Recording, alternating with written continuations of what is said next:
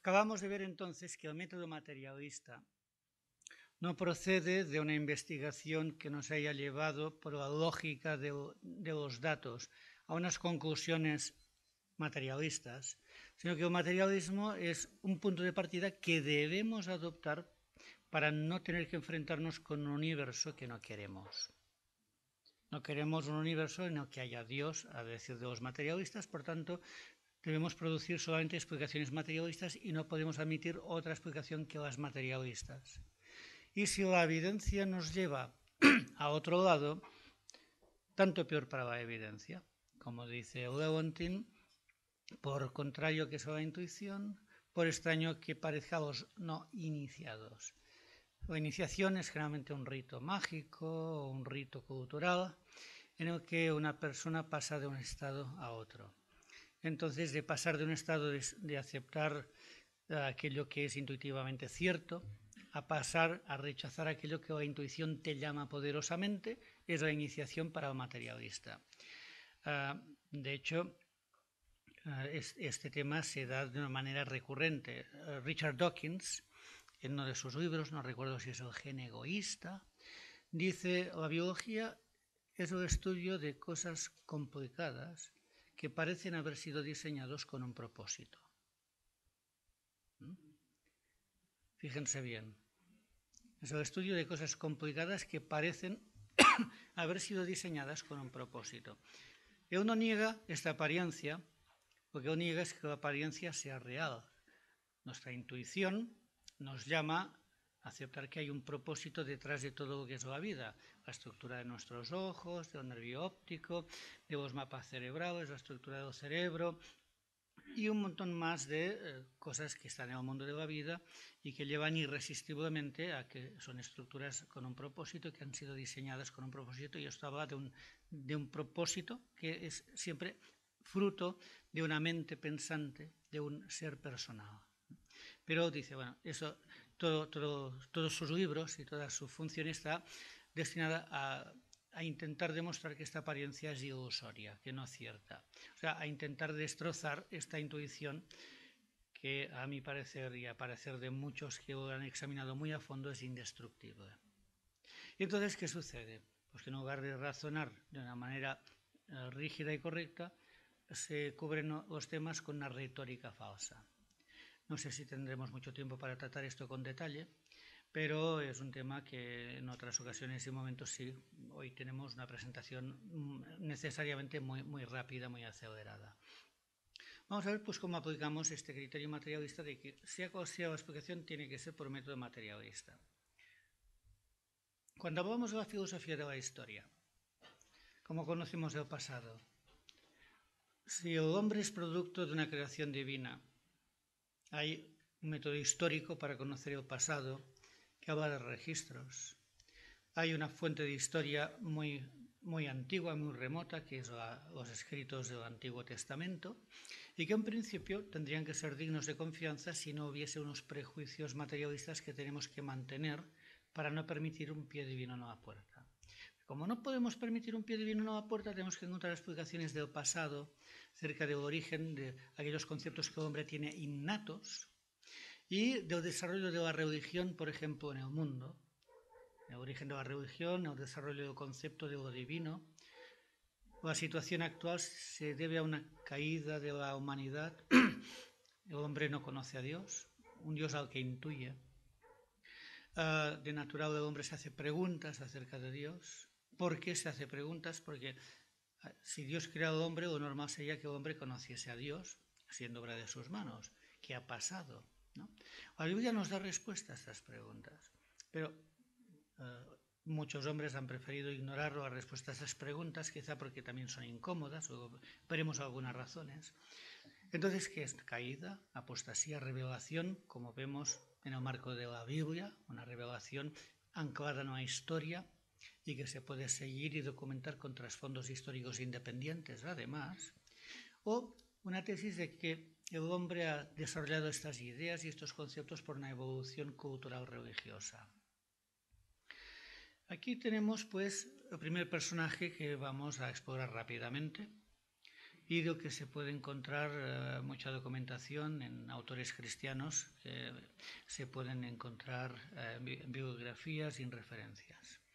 Ludwig Andreas Feuerbach fue un discípulo de Hegel y bueno, Hegel era un hombre que estaba influido por el hinduismo y por el espíritu divino en un mundo de ideas, de un idealismo que estaba muy alejado del Dios de la Biblia, más cercano al Dios de Platón, pero es que entre el platonismo y las ideas de los filósofos griegos, con su idea también de reencarnación en el caso de los que creían en una trascendencia del ser humano, era un tema de reencarnación, de volver a nacer, un ciclo eterno de los espíritus que olvidaban el pasado generalmente. Y esto encontramos un eco del hinduismo. El hinduismo y el paganismo griego tienen un punto de contacto en este tema, ¿no? En el idealismo, en un Dios coetáneo con la materia y que solamente podía plasmar sus ideas dentro de lo que la materia, que era eternamente presente, Dios solamente podía hacer con la materia lo que la materia le permitía por las leyes que la regían. Y por lo tanto Dios no podía actuar independientemente de la materia, sino que estaba sometido a un universo material que tenía sus leyes. Y, a decir de Galeno, uno de los exponentes del naturalismo greco-romano, Dios solamente puede hacer lo mejor de lo que le permite el universo coexistente con él. Entonces, Feuerbach, aunque al principio fue muy influido por su maestro, como suele suceder, luego también como suele suceder el alumno, pues busca ser más original que su profesor para tener su propia fama independiente, ¿no? Hay motivaciones, en esto no voy a entrar tampoco, pero critica la ideología de Hegel y sigue dos ejes que forman la base de su pensamiento. Un concepto antropológico de toda la religión. La religión surge del hombre, pero del hombre en cuanto a su imaginación. Y una crítica materialista de todo pensamiento que él llama especulativo. Esto es su fraseología. Y pensamiento especulativo es cualquier concepto acerca de Dios, acerca de cosas más allá de la experiencia directa del hombre. Feuerbach contempla las ideas de Hegel como una teología camuflada. O sea, llega a pensar que aquello está demasiado cerca de una teología cristiana. Los que conozcan a Hegel saben que Hegel está tan alejado del cristianismo como puede estar alejado el norte del sur. Pero así un poco como Nietzsche, cuando Nietzsche desarrolla su tesis absolutamente nihilista y entonces ataca a Wagner porque Wagner es demasiado cristiano. O sea, los que están en un extremo dicen, uy, ese se acerca demasiado a las tesis cristianas cuando en realidad hay un mundo de distancia. Pero se intenta una radicalización absoluta del rechazo de todo lo que sea una concepción cristiana de la vida en un contexto que era nominalmente cristiano, porque Feuerbach vive en un estado alemán que es de religión oficial luterana, ¿no? Entonces, a decir de Feuerbach en su desarrollo de estas ideas, Dios es un pensamiento del ser humano. La esencia de Dios es la esencia del ser humano. Yo tengo unos ideales que en mí son inalcanzables. Ya sabemos la tendencia humana que a veces reniega del propio cuerpo porque quiere una independencia de vida, de alejarse de las pasiones que le dominan y queremos, pues, unas veces nos decantamos a ser ángeles absolutos y menospreciar el cuerpo, como en el monasticismo, o a veces apartamos todo pensamiento de todo aquello que nos hace humanos también, que es la razón, que es el espíritu, y nos lanzamos a un corporalismo y fisicalismo absolutamente desordenado y que nos arruina. Los dos extremos son absolutamente falsos si atendemos a la revelación bíblica. Dios hizo al hombre y lo encontramos en la escritura descrito así: espíritu, alma y cuerpo. No cuerpo y alma y espíritu, como algunos dicen. El orden es este: espíritu, alma y cuerpo. Nuestra identidad es una identidad racional, una identidad espiritual, pero que no está encerrada en el cuerpo a nivel del concepto platónico, como el cuerpo la cárcel del espíritu. No, sino que el cuerpo es un componente de nuestra identidad. pero nuestra identidad reside en el espíritu, que encuentra su expresión en toda una corporeización que está regida por aquella palabra que nos ha creado, que nos ha codificado y cuya realidad está indisolublemente unida en este espíritu, alma y cuerpo, de modo que nuestro destino es la redención de nuestro cuerpo cuando venga el Señor. No dejaremos de tener cuerpo. En lugar de ser un cuerpo adaptado al alma, será un cuerpo adaptado al espíritu, en la nueva creación, pero habrá un cuerpo, porque nosotros somos seres que hemos sido creados en este sentido y de esta forma. No podemos negar lo que Dios nos ha hecho. Dice el Señor Jesús que en el mundo futuro los que sean dignos de alcanzar mejor resurrección ni se casarán ni serán dados en casamiento. Este es, digamos, entre comillas, una circunstancia de esta creación, y en una nueva creación, que tendremos corporeidad, habrá otro orden, no inferior, no encontraremos nada a faltar porque será mucho más maravilloso, mucho más pleno, de las maravillas y plenitudes que aquí gozamos en la bondad y en el buen plan de Dios. Pero para Feuerbach, aquellos ideales que tenemos y que encontramos inalcanzables en nuestro estado, que para él es natural, lo que el hombre no encuentra inalcanzable lo proyecta a un ser imaginario, que es Dios, y entonces creamos un Dios a la medida de ciertas apetencias y ciertos ideales que no alcanzamos. De modo que no es Dios quien ha creado al ser humano, sino el ser humano que ha creado a Dios a su imagen. No tanto es su imagen como es, sino a la imagen de lo que él querría ser y no es.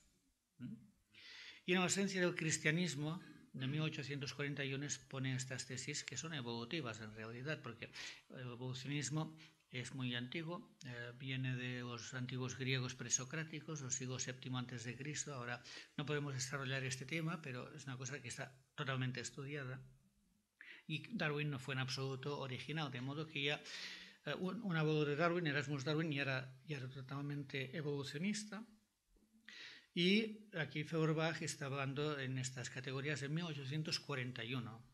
No fue el origen de las especies el libro de Darwin lo que lanzó o catapultó las tesis evolucionistas para aplicarlas a otros campos.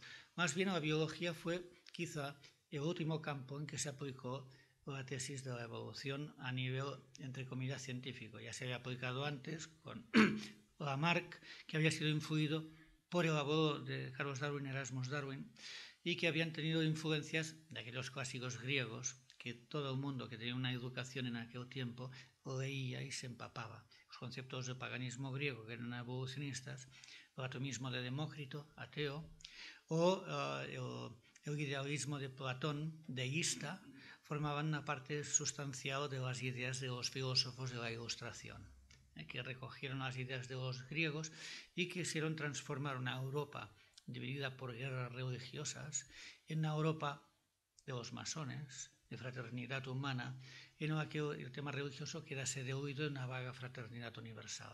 Pero esto es otro tema, pero que está, digamos, relacionado con lo que estamos hablando.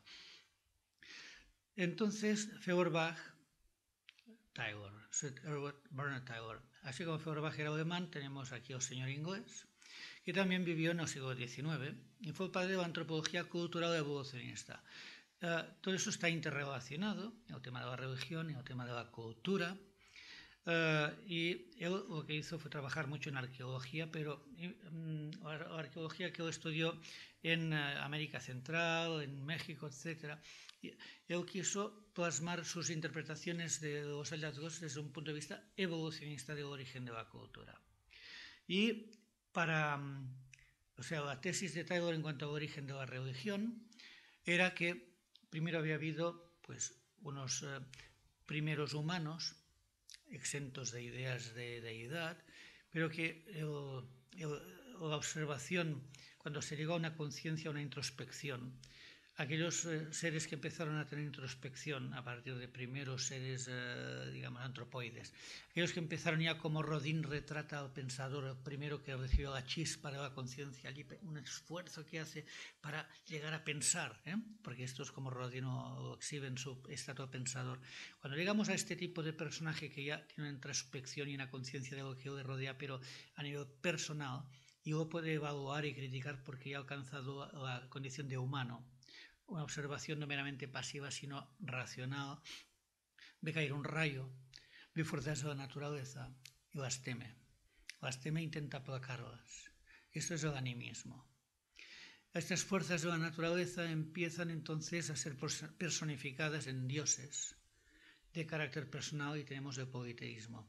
De ahí se va llegando a que entre tantos dioses que se pelean entre ellos porque se crean toda una serie de mitologías griegas y indias y de otras, las nórdicas, ¿no? Entonces estos reyes empiezan a pelearse y hay uno que sale como digamos, el gallo del corral, ¿eh? Entonces este dios superior a los demás que ha conseguido pues esta preeminencia llega a ser el rey de los dioses y tenemos el enoteísmo. Los dioses inferiores se van difuminando poco a poco en la conciencia de estos hombres, de estos grupos humanos, hasta que al final se llega a la genialidad del monoteísmo, que por fin puede llevar a descartar ya este último residuo de una concepción mágica del universo y en la que el hombre ya puede llegar a ser hombre cuando se descarta a Dios. Ya hemos visto, esto es el optimismo, el ateísmo optimista del siglo XIX, del que Sir Edward Bernard Taylor es un gran exponente. Entonces, tanto Thomas Huxley, el abuelito de Julian Huxley, el fundador y primer director de la UNESCO y el que imprimió sus objetivos y carácter y propósitos y que están ocupando todo el sistema de educación del mundo poco a poco, como Herbert Spencer, otro filósofo evolucionista en Inglaterra, pre-darwinista también, como William Morgan en América, Karl Marx y Friedrich Engels, y Lenin en Rusia, estaban seguros de que la nueva teoría de Taylor, del origen de la religión, era un nudo de horca, ¿no? Era un nudo que se ajustaba bien al cuello de la religión. Iba a ser para ellos un instrumento de educación para erradicar toda idea de religión en las masas, allí donde ellos pudieran conseguir el dominio de la educación. Lenin estableció este tipo de educación en Rusia, en la Unión Soviética, y sabemos, los que hemos seguido la historia de la Unión Soviética, cómo la educación fue absolutamente atea, intentando transformar a todos los niños y a todas las generaciones en ateos. Sabemos también que Dios no permitió que esto triunfase, y no fue por dos razones. Uno, por la gracia común del Espíritu Santo que funciona en nuestro mundo hasta la venida del Señor. Y otro, porque Dios ha hecho la naturaleza del hombre de tal manera que esa naturaleza, por mucho que se quiera adoctrinar en negar una realidad, esa naturaleza, aunque caída, es recalcitrante a este tipo de sistema que realmente solamente consigue tener un fuerte arraigo en personas que estén dispuestos a todo para justificar sus propios deseos. Veremos un poco de esto. De modo que Lenin y todos los demás, popularizando y aplicando la teoría de Taylor, esperaban proporcionar las maderas y los clavos para hacer el ataúd de la religión. Y estas tesis de Taylor, si ustedes van a Sedin y debajo de la bandera española siguen para abajo y verán artículos, sería el pórtico, hay un doctor en antropología, doctorado por la Universidad de Toronto, el doctor Arthur C. Custance, que tiene una serie de muy valiosos artículos que traduje yo al español hace unos años. Tiene muchos volúmenes en inglés de sus trabajos, pero en castellano hay algo más importante, lo más fundamental, y entre ellos dos artículos, las culturas primitivas, un reexamen del problema de su origen histórico, y el monoteísmo primitivo y el origen del politeísmo, donde refuta claramente las tesis materialistas de Taylor y de otros que seguían y siguen esta misma escuela. Por otra parte, Don Richardson, que muchos conocerán como autor de Hijo de Paz, un misionero que estuvo en Papuasia, Nueva Guinea durante años y trabajaron y consiguieron una obra evangelística en medio de tribus asesinas, caníbales y traicioneras, y el Señor hizo una gran transformación y trabajó también en otros ámbitos. Tiene una crítica muy, muy eficaz acerca de la verdadera naturaleza de las sociedades primitivas que presentaba Taylor, acerca de la naturaleza de esas sociedades que presentaba Taylor y la verdadera naturaleza con que se encontraron los que, aparte de estar en un cómodo salón emitiendo teorías o dando a las piedras en México imaginando teorías, realmente tratando con personas, con su cultura, con sus inquietudes. Y la antigua historia vivida y hablada de estas naciones, cuando pudieron contactar realmente con ellos, hablando con ellos en una lengua que tuvieron que aprender durante muchos años, pudieron tener estas comunicaciones de la verdadera antigua tradición de estas naciones, y todo eso va totalmente en contra de todas las imaginaciones de los antropólogos evolucionistas y materialistas. O sea, que yo recomiendo. Eternidad en sus corazones no está en castellano, pero aquellos que sepan inglés es una obra absolutamente necesaria para acercarse más, pero también Custance, también absolutamente sus artículos ya están en castellano y os recomiendo a su lectura. Podríamos hablar y extendernos sobre temas como La herencia del viento, una película en la que se calumnia totalmente la naturaleza y el propósito de una ley que hubo en Tennessee en 1920 y pico, y que en 1925 se realizó un juicio para ensayar y comprobar su constitucionalidad. Se tergiversa totalmente el carácter de las personas que participaron en aquel juicio, y sea una fantasía que es absolutamente calumniosa contra los creyentes que cometieron un error: querer legislar contra la enseñanza de la evolución en la escuela pública. Pero naturalmente se trataba de un estado donde la mayor parte de los padres eran cristianos y tenían algo que decir, quizá no a nivel de legislación, pero sí quizá a nivel muy superior, de si el Estado tenía derecho a tener el monopolio de la enseñanza de los niños o a controlar la enseñanza de los niños en absoluto. No ya si se debía enseñar o no algo en la escuela pública, sino si la escuela debía depender del Estado o de los padres. Aquí hay una usurpación que se hace. En Alemania, por ejemplo, habrán oído hablar de la escuela en casa. En Alemania, los padres que persisten en enseñar a los hijos en casa son condenados a presidio. En Alemania. En España lo han intentado, el gobierno, en diversas ocasiones, denunciar a padres que no enviaban a hijos a la escuela o los enseñaban en casa. Porque la ley dictamina que la escolarización es obligatoria. Felizmente en España hay una ley superior, que es la Constitución. En España todavía tenemos el artículo 27.3 de la Constitución, que dice que los poderes públicos garantizan que los hijos serán educados según los valores morales y religiosos de sus padres. Y aunque la UNESCO hace todo lo que puede, la Constitución está todavía en vigor, y aunque de hecho la escuela pública está enseñando todo este montón de basura, cuando los padres protestan y llevan el tema a las autoridades educativas tienen que plegarse, como sucedió en nuestro caso, que es ocioso ahora detallar porque nos tomaría 2 conferencias y media.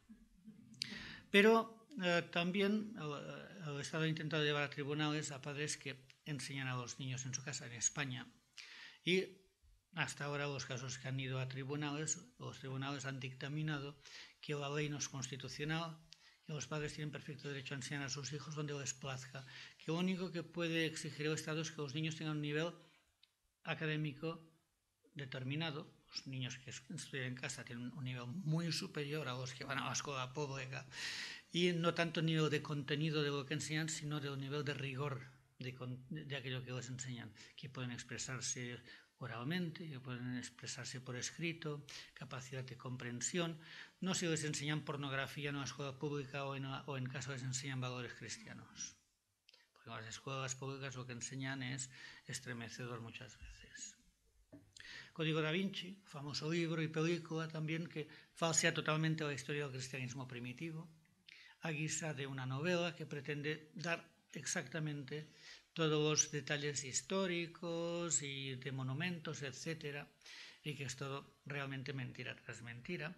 De esto hay materiales que los interesados pueden explorar, por ejemplo, Sedin, donde hay una reseña de La herencia del viento, donde se muestra lo que dice la película y lo que fue la realidad basada en las minutas del juicio, por ejemplo, ¿no?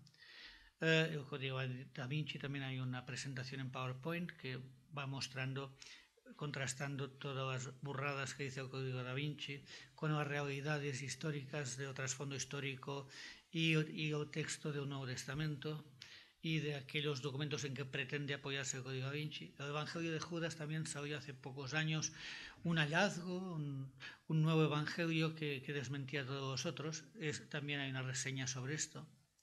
En fin, pero son cosas que la sociedad en que nos encontramos, hay toda una serie de instancias que están constantemente bombardeando, echando toda una serie de falsas propagandas de las que debemos ser conscientes y debemos también tener una capacidad crítica delante de todo aquello que nos está apareciendo constantemente. Y ahora vamos a ver tema de motivaciones y por qué del sistema materialista en confesión de uno de sus principales exponentes en los años 20 y 30. Aldous Huxley fue un gran proponente de la cultura de la droga, de la experiencia fuerte, como aquello que podía llenar una existencia que no tenía sentido. De hecho, murió de una sobredosis. No, cierto. Murió en medio de una gran sobredosis de drogas. Fue una vida muy trágica. Fue en parte una víctima de toda una historia familiar y de una campaña de negar el valor al hombre, el valor divino que tiene. Y también, aparte que fue una víctima, también fue su propio verdugo, porque él tenía unos motivos que le movían, no meramente un títere. Y él dice en su libro Of Ends and Means, sobre fines y medios, el filósofo que no encuentra significado en el mundo no está interesado de manera exclusiva en un problema de metafísica pura, también está interesado en demostrar que no hay razón válida alguna por la que él personalmente no puede hacer aquello que le dé la gana. Vaya, esto es un poco metafísico. Continúa, yo tenía motivos para no querer que el mundo tuviese sentido. Fue por eso que di por supuesto que no lo tenía. A su posición, como en el caso de Boutin, va primero. Di por supuesto que no lo tenía. Y pude encontrar a posteriori, y puede encontrar sin ningún tipo de dificultades razones satisfactorias para esta presuposición. Sigue diciendo, en cuanto a mí mismo, como sin duda fue el caso entre mis contemporáneos, los 20, los 30, etc., la filosofía de la ausencia de significado era esencialmente un instrumento de liberación. La liberación que deseábamos era a la vez una liberación de un cierto sistema político y económico, y también una liberación de un cierto sistema de moralidad. Nos enfrentábamos a la moralidad porque interfería en nuestra libertad sexual. Se preguntan ustedes por qué en tantos países se está enseñando, entre comillas, educación sexual, en el sentido que a jovencitos entre 13 y 15 años ya se les anima y se les impulsa a experimentar con su cuerpo. ¿Qué hay de malo en el cuerpo? Nada. ¿Qué hay de malo en la sexualidad? No hay nada. Ahora, ¿qué hay de malo en usar el cuerpo y la sexualidad propia prematuramente, sin haber madurado personalmente, y fuera de la institución divina de que la sexualidad es un medio para una entrega en amor, en gozo, en placer, dentro de una institución matrimonial en la que un hombre y una mujer vienen a ser una sola carne, donde tener hijos no es el único fin, hay el fin del compañerismo, de darse uno a otro, de compenetrarse mutuamente en mente, en propósitos de vida, y o solazarse uno con el otro, como canta el Cantar de los Cantares, y ciertamente, cosa de estima es el fruto del vientre, herencia de Jehová son los hijos. Hay toda una serie de realidades aquí maravillosas que ellos descartan porque para ellos todo esto es meramente buscar el placer a toda costa y con independencia de aquel contexto en el cual Dios da el placer, porque Dios nos da placeres en todos. Cuando antes hemos comido los caques, estaban buenos, ¿verdad?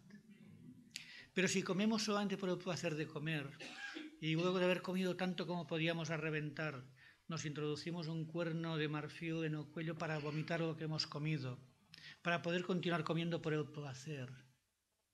Esto no es maldad, no es pecado, no es poner el placer por encima de aquello para lo cual Dios dio el alimento para que podamos tener energía, vivir. Pero Dios nos da placer en todo, pero nosotros podemos pervertir el placer como un acompañamiento de aquellas cosas que Dios ha puesto en nuestra vida como un fin en sí mismo. Y por lo tanto, venimos a ser idólatras. El dinero es necesario, es bueno tener dinero para usarlo para unos fines determinados, pero querer dinero por querer dinero para tener seguridad en el amontonamiento de aquel dinero es avaricia.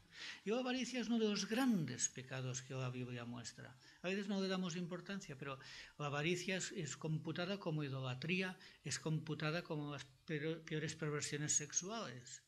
O sea, es poner un fin, un medio como fin. Precisamente, irónicamente, esta obra de Aldous Huxley es sobre ends and means, fines y medios, pero está trastornando constantemente esto y pone los medios como fines. Y Dios nos da cosas maravillosas y placer en su desempeño, en su desarrollo, en nuestras vidas.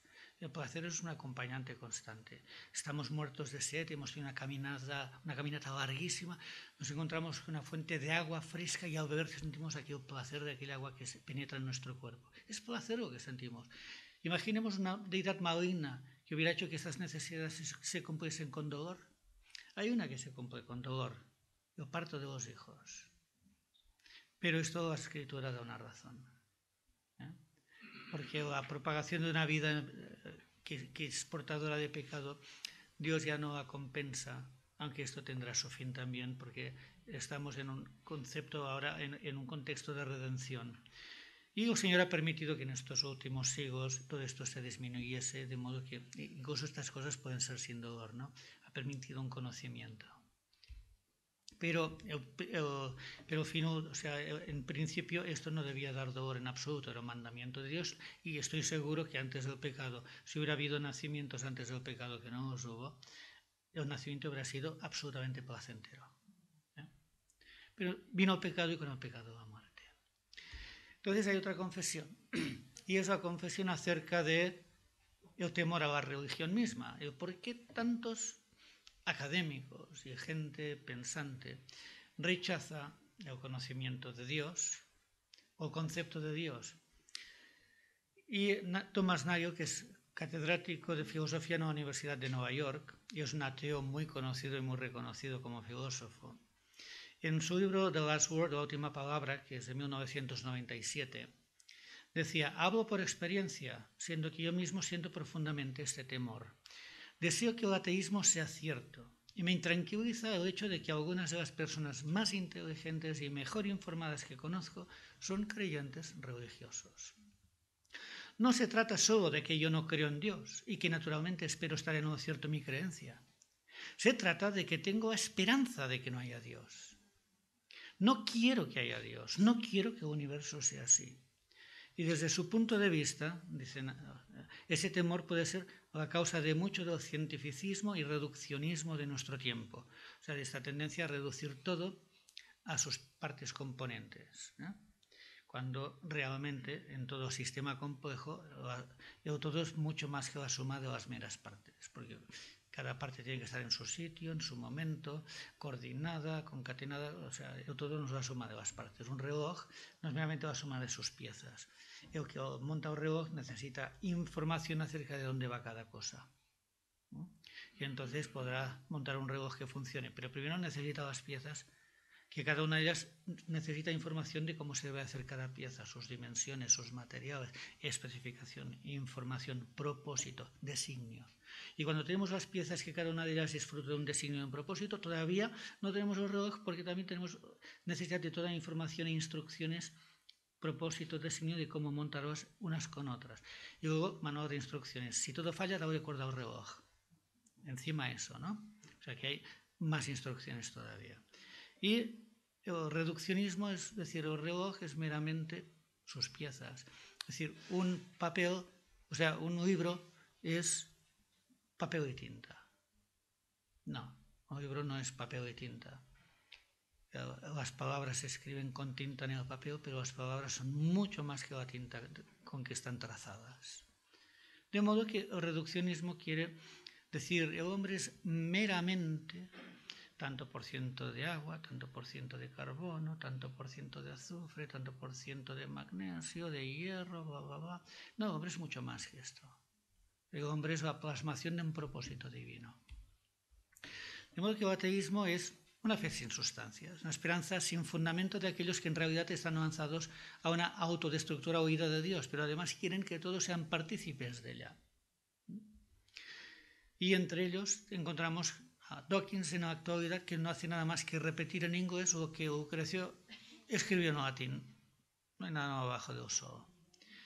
Y nos encontramos con que la incredulidad es fruto de una irracionalidad porque no es coherente. Jean-Paul se indignó. Aquello estaba mal, cuando él mismo había dicho desde una perspectiva atea que coherentemente no hay ni bien ni mal. Y nos encontramos con la imposibilidad del agnosticismo, de un agnosticismo real, porque el agnosticismo que existe es solamente una posición voluntarista, no demandada por la realidad de todo lo que nos rodea.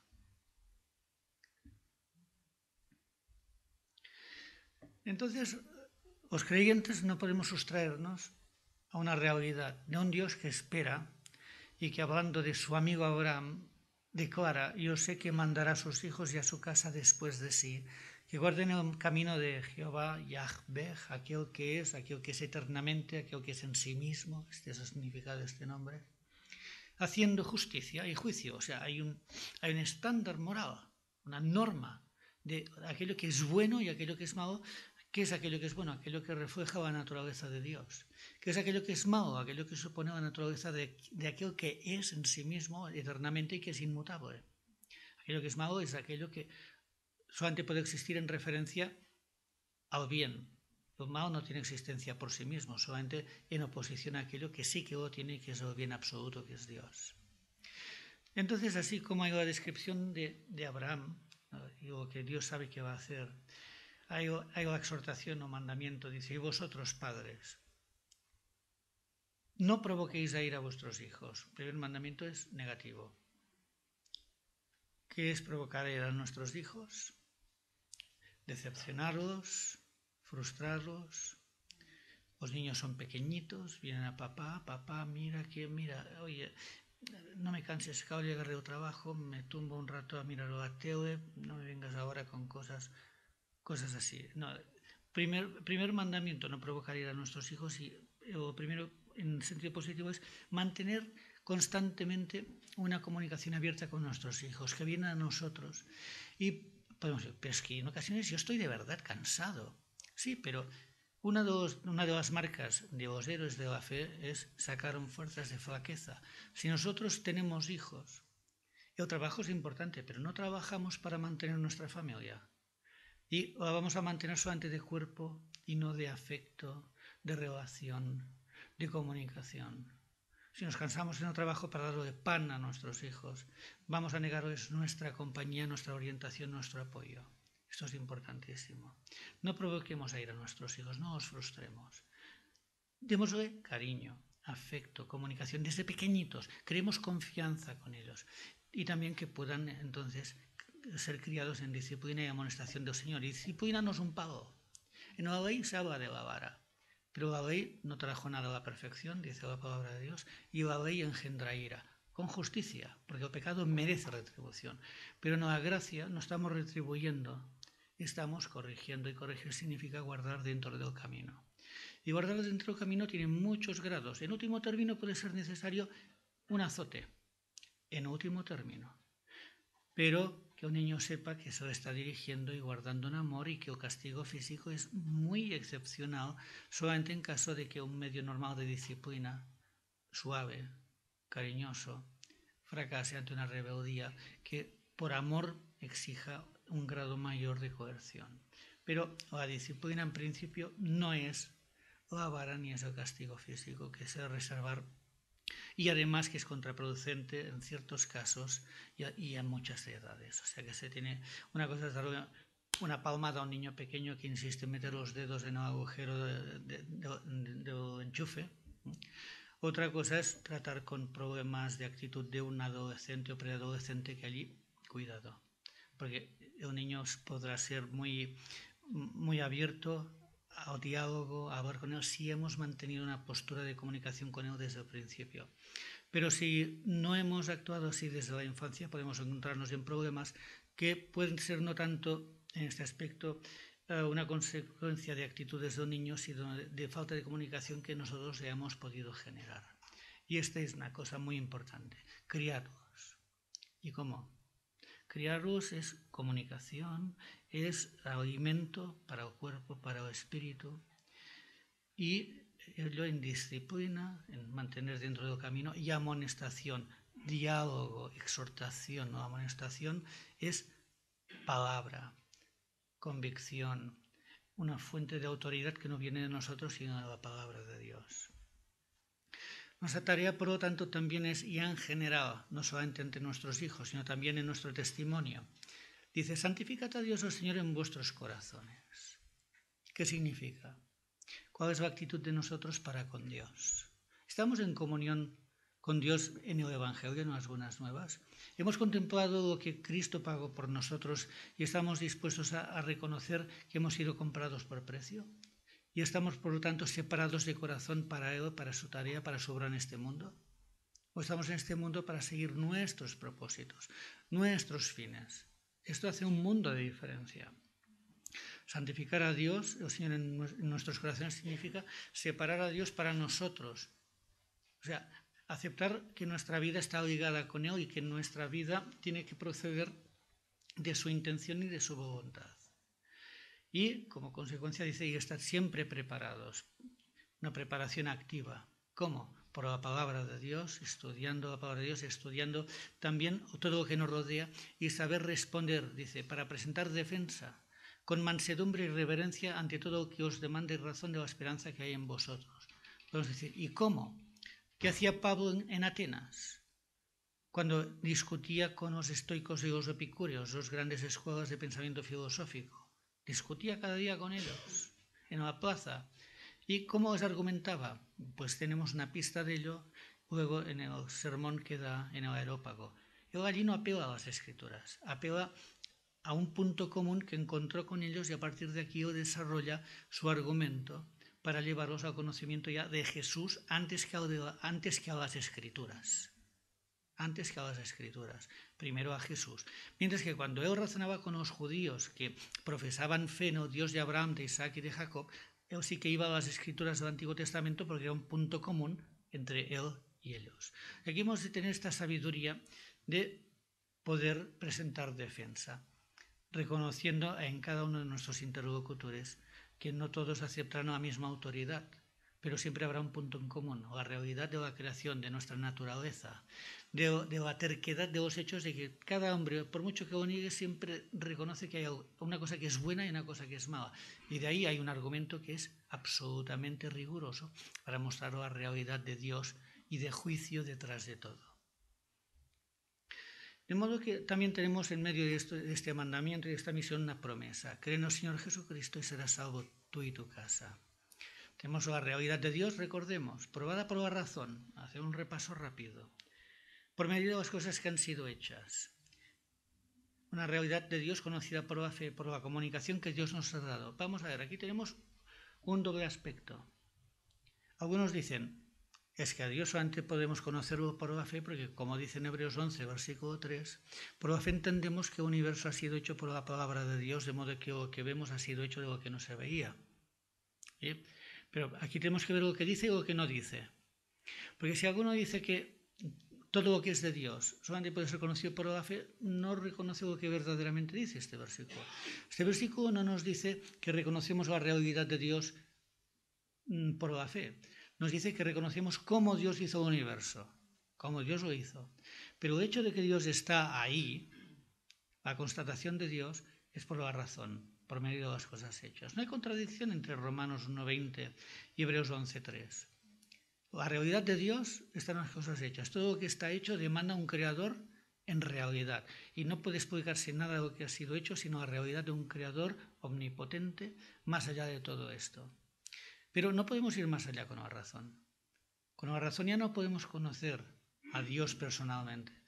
Cuando yo contemplo todo un robot industrial, contemplo aquello y digo, una idea humana, un ingeniero detrás o varios. Pero yo no conozco a estos ingenieros, ni sé cómo idearon aquello y cuál es la historia de aquel invento. Ahora, una placa, por ejemplo, Berardi, Italia, Milán, Italia.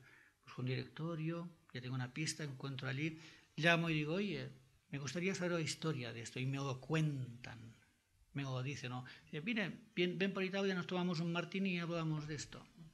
¿Vale? Vamos allí, nos sentamos, me cuentan. Ahora bien, yo sé que aquel robot lo hicieron los ingenieros, y eso lo sé. Cuando ellos me hablan acerca de cómo lo hicieron, aquel conocimiento lo adquiero por comunicación. Comunicación comporta fe de mi parte de que aquella comunicación es cierta. Os creo. Puedo no creeros. Puedo decir, no, creo que esos detalles y estas cosas que me decís, pues pienso que me estáis engañando. Entonces no hay fe y la comunicación se interrumpe por mi falta de fe. Pero, ¿por qué dudo yo de ellos? ¿Tengo algún motivo? Yo no tengo motivo para dudar de ellos. Sencillamente me lo dicen, me cuentan la historia de cómo fue la idea de aquello y cómo lo llevaron a cabo, y os creo. De modo que no es incompatible la constatación real de que Dios es que no es por la fe y la comunicación de lo que hizo, cómo lo hizo, los ritmos, los tiempos. Él me lo dice, me lo explica. Yo acepto esta comunicación, pero aceptar una comunicación, tanto si es de un amigo mío que me cuenta un accidente que tuvo, que me cuenta un viaje que realizó, todo esto comporta fe, y es la misma clase de fe. Fe en la comunicación. Comunicación comporta fe. Cuando no hay fe, la comunicación se rompe. Y eso es lo que pasó con el hombre en la caída. Se rompió la comunicación con Dios. Dios vino a restaurarla. De modo que la apologética es una actividad muy importante del cristiano, la defensa con mansedumbre de la esperanza que hay en nosotros, que está fundamentada en realidades y en comunicaciones. Tenemos que la necesidad de unas pruebas, y las tenemos, muchas pruebas indubitables que se mencionan en Hechos 1:3. La limitación de las pruebas que están en nuestra incredulidad. La raíz del problema, que es la misma necesidad de la prueba. El hecho de que necesitemos prueba para algo muestra que el hombre no conoce a Dios y que no se fía mucho de Dios. Porque cuando Dios me tiene que dar una prueba para que yo lo crea a Él, yo ya no estoy creyendo a Él, estoy creyendo a la prueba. Sin embargo, Dios es bastante humilde como para aceptar esto como punto de partida a fin de que ya finalmente lleguemos a creer en Él directamente, a conocerle. Pero miremos la humildad de Dios, que acepte que tenga que darnos una prueba de que nos está diciendo la verdad. Pero el problema no está en Dios que no sea veraz, está en nosotros que estamos tan apartados de Dios que ya no sabemos ni lo que creemos, ni lo que somos, ni lo que hay. Que ha habido una caída, estamos en pecado. Y la demostración está en esto. Cuando el hombre empieza a preguntarse cosas acerca de Dios, demuestra su caída y su alejamiento de aquel que, siendo absoluto, es inmutable. Siendo inmutable no puede mentir. ¿El problema dónde está? No está en Dios, está en nosotros. Y el fin del problema. Todos conocerán a Dios. Cuando el Señor venga, establezca su reino y haya la gran transformación no solo de la tierra, sino de los corazones. La tierra será llena del conocimiento de Jehová, como las aguas cubren el mar.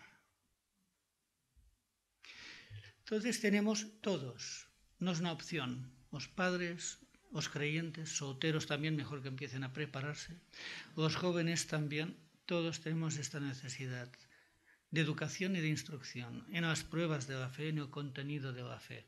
Las pruebas nosotros ya no las necesitamos, pero hay otros que las necesitan porque están ahí a la deriva, como nosotros estuvimos en nuestro momento.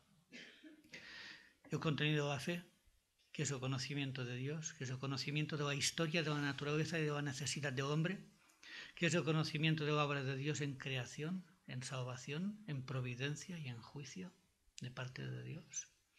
El conocimiento también del propósito de Dios en Cristo y del reino que Él ha de establecer. Y ahora estamos en el tiempo del reino de la paciencia. Vendrá el momento en que la justicia reinará. Pero eso como un interregno, como dice la Escritura, hasta que oponga a todos sus enemigos por estrado de sus pies. Luego vendrá aquel estado eterno, aquellos nuevos cielos y nueva tierra de que habla Pedro, con estas mismas palabras que dice, donde mora la justicia, contemplando en un presente futuro. Donde mora la justicia. No, allí no reinará, no tendrá por qué regir, gobernar ni juzgar, sino que morará. estará ahí presente, la justicia estará impregnándolo todo, absolutamente todo. Podríamos tratar temas como la orfandad humana, la necesidad humana, la gracia de la provisión divina, el Evangelio. Estamos ya en tiempo final, tendré que ir un poco deprisa a la realidad de Jesucristo, en sus características, en que Él demostraba y podía mostrar ante el pueblo judío que Él era cumplimiento de las promesas acerca del ungido, del Mesías, que a los suyos fue, los suyos no lo recibieron, y tenemos por tanto que Dios borró toda distinción, por cuanto todos quedaron encerrados bajo pecado, judíos y gentiles, y en lugar de ser todos condenados, se ofrece a todos esta gracia en el Evangelio hasta que el Señor venga. La realidad de Jesucristo, el testimonio apostólico, la resurrección de Jesucristo, como hemos visto. Tenemos muchas pruebas, las de la Escritura y otras fuera de la Escritura que ahora no podemos entrar, pero también el reto de la resurrección. El creyente se encuentra sobre el terreno no meramente de una demanda moral. Hay una demanda moral de Dios que nosotros no podemos cumplir. Viene Cristo, lleva nuestra culpa, resucita y nos puede dar, en base a esta resurrección, y nos da una nueva creación en nuestros corazones, un nuevo nacimiento, una nueva realidad. Y el reto de la resurrección es este: si Cristo nos resucitó, nuestra fe es vana. La resurrección es un punto capital, la verdadera resurrección de Cristo en el tiempo y en el espacio. No podemos aceptar interpretaciones absolutamente vacías de contenido. Cristo verdaderamente ha resucitado. Y es sobre la base de esta resurrección histórica. También no sujeta a incertidumbres, porque el testimonio de la resurrección de Cristo es irrefutable. Y no es tanto tema de fe como tema de evidencia histórica. Tema de fe es el hecho de que si Él ha resucitado, yo puedo confiar mi vida en Él. Esto es de fe. Pero el hecho de que Él ha resucitado como tal, realmente, cuando lo examinamos a fondo, es un hecho irrefutable. Tiene muchas pruebas infalibles, ¿no? O sea, más ahora Cristo ha resucitado de los muertos. De modo que en el Evangelio tenemos un contenido totalmente relevante sobre un fundamento firme, y en el que podemos encontrar que la razón tiene su lugar, no como dueña del hombre, sino como criada en el plan de Dios, de toda una serie de capacidades que Dios nos da para poder razonar y poder entrar en una mayor profundidad de conocimiento de todo lo que Dios nos da. En el vehículo de la revelación es la Biblia, hasta que el Señor venga, donde encontramos integridad, suficiencia, toda la estructura que nos habla de Jesucristo de principio a fin, todo este mensaje de salvación y de vindicación de Dios y de una consumación gloriosa en una vida llena de sentido. Y el gozo por los resultados. Cuando hemos podido llevar a nuestros hijos a Cristo, los hemos podido equipar en medio de una sociedad donde todos nosotros estamos como mensajeros y como embajadores de Cristo ante un reino hostil, es este, el gozo es este. No tengo yo mayor gozo, dice Juan, que este, el oír que mis hijos andan en la verdad. La necesidad crucial, como digo, de las relaciones paterno-filiales. Las últimas palabras del Antiguo Testamento, como lo tenemos hoy día, son estas: y aquí os envío profeta Elías antes que venga el día de Jehová grande y terrible. Esa es una profecía a Israel, pero que nos habla de un principio general. Él hará volver el corazón de los padres hacia los hijos y el corazón de los hijos hacia los padres, no sea que yo venga y hiera la tierra con maldición. El gran trabajo de la UNESCO y de todas estas agencias de llamada educación es hacer separación entre hijos y padres. Y uno de los grandes papeles de los medios de comunicación es apartar a los padres de los hijos. No tengo tiempo, estoy cansado, todo conflicto y el mito del abismo generacional, que es una cosa moderna, absolutamente moderna y absolutamente artificial. Y esto el Señor lo contempla como un gran mal, y como un gran mal que es lo que provocaría la maldición de la tierra si no fuese sanado como será.